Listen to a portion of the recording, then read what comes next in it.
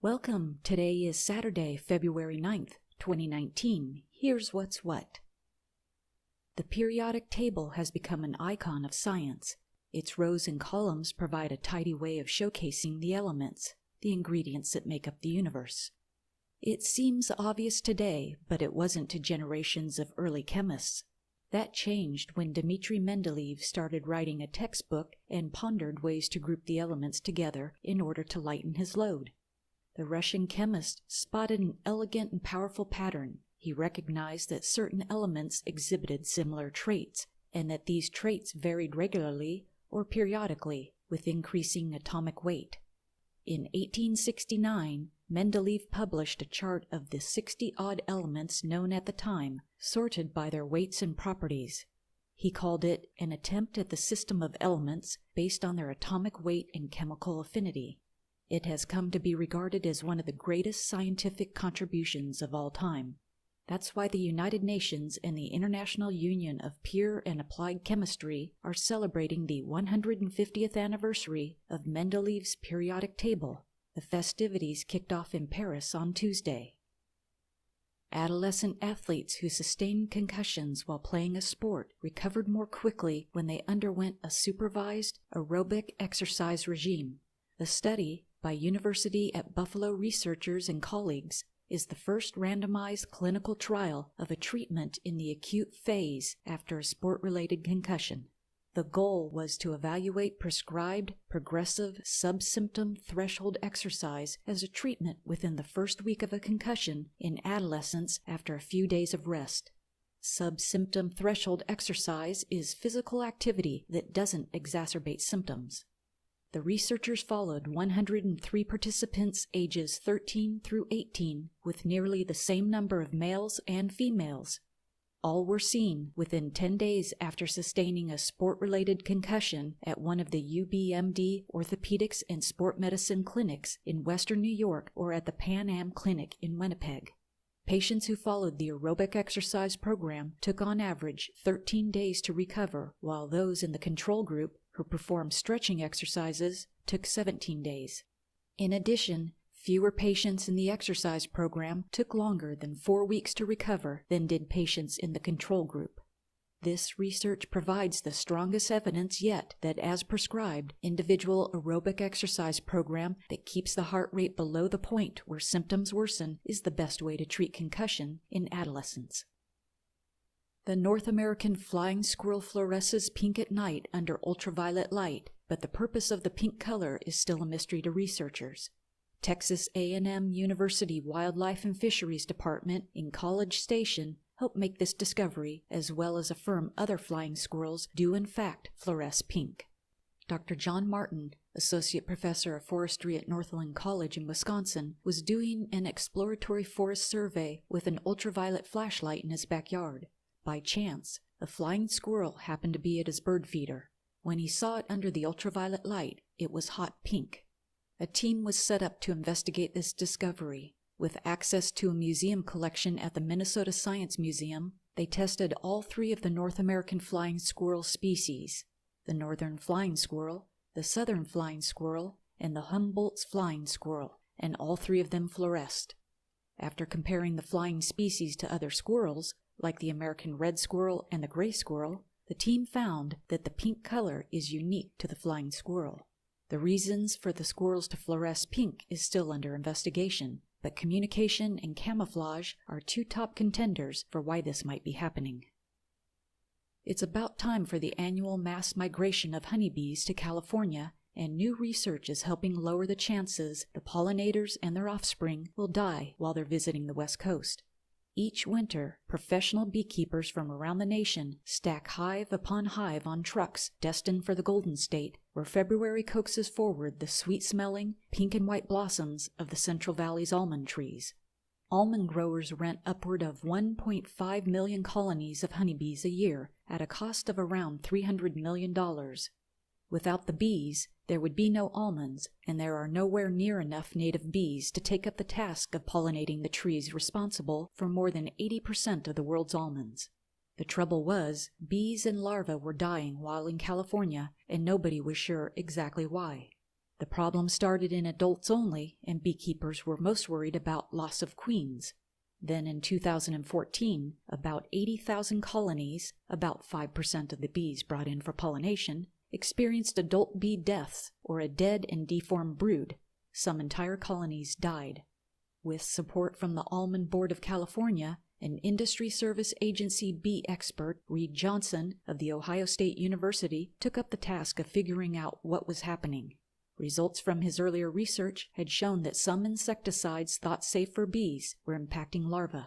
Building on that, Johnson undertook a new study that details how combinations of insecticides and fungicides typically deemed individually safe for honeybees turn into lethal cocktails when mixed. The recommendation to just take the insecticides out of the equation during almond bloom is already catching on and has been promoted through a wide array of presentations by almond industry leaders, beekeepers, and other experts, and has been included in the Almond Board's honeybee management practices. Many almond growers are rethinking their previous practices and are backing off insecticide use during almond bloom. Turning to birthdays for today, February 9th, Travis Tritt turns 56. Travis is an American country music singer, songwriter, and actor. In 2015, he appeared on Lifetime Network's The Haunting Of program to discuss his experiences with the paranormal. Travis has credits in Outlaw Justice with Willie Nelson, Waylon Jennings, and Chris Christopherson, and the film Blues Brothers 2000 as one of the Louisiana Gator Boys. He has been a member of the Grand Ole Opry since 1992. Sharon Case is 48 today. Sharon's an American actress and former model. At age 17, she began working as a model, relocating briefly to Japan, before pursuing an acting career. Sharon is best known for her roles in daytime television soap operas General Hospital, As the World Turns, and The Young and the Restless. In December 2001, she became the first soap opera actress to be featured on the cover of FHM, a men's lifestyle magazine. Joe Pesci turns 76. Joe's an American actor, comedian, and singer. He's best known for his roles in My Cousin Vinny, Home Alone and Home Alone 2, Lost in New York, Lethal Weapon, Raging Bull, and Goodfellas.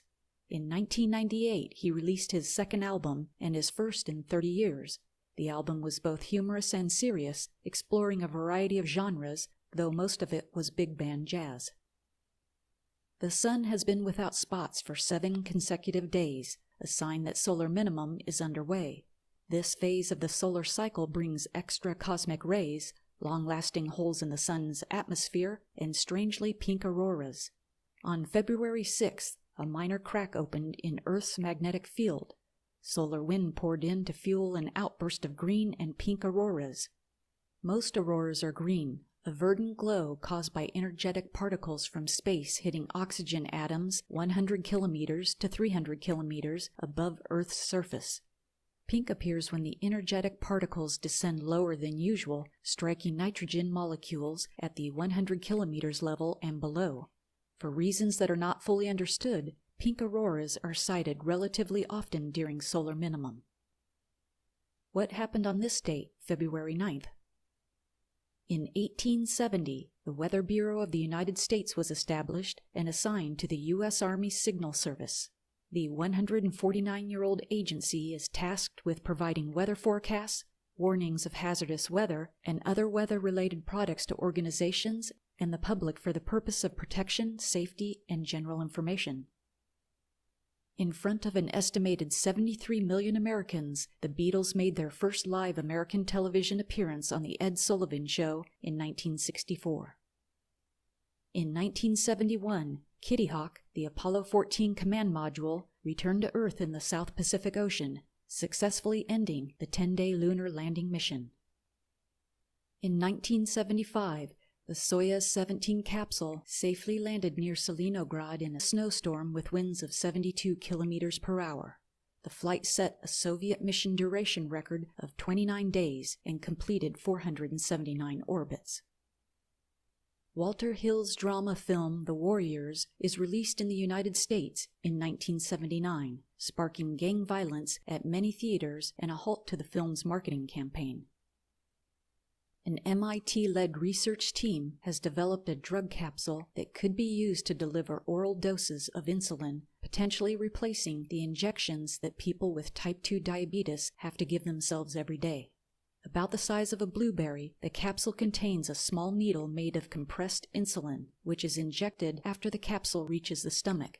The researchers showed that they could deliver enough insulin to lower blood sugar to levels comparable to those produced by injections given through the skin.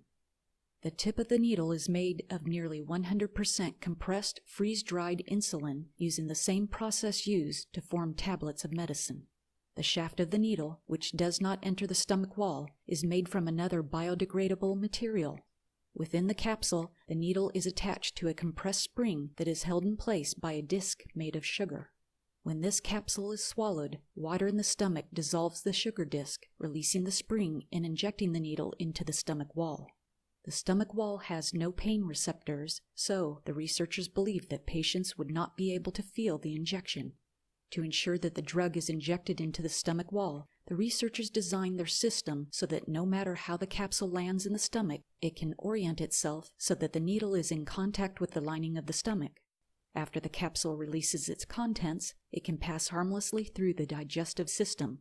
The researchers found no adverse effects from the capsule, which is made from biodegradable polymer and stainless steel components.